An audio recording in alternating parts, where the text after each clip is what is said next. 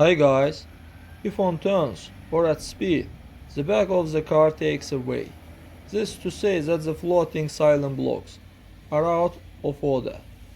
Ideally, of course, you need to leave the car and see everything from the bottom. A lot of things affect the rear of the car.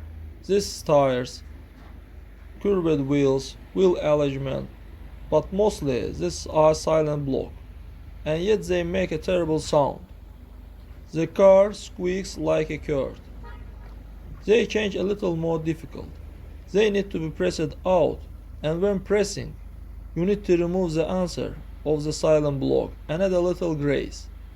Since there is usually no lubricant, and when the liquid is fed through the saw during exploitation of the car, over time it put it out order.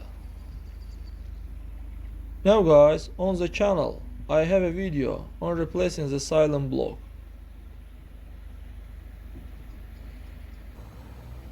That's all guys, subscribe to our channel and don't forget to put like.